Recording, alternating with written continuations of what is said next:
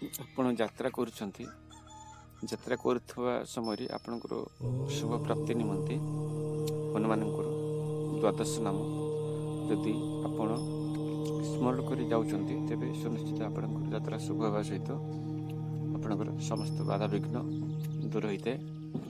ତ ମନ୍ତ୍ରଟି ଏହିପରି ଭାବରେ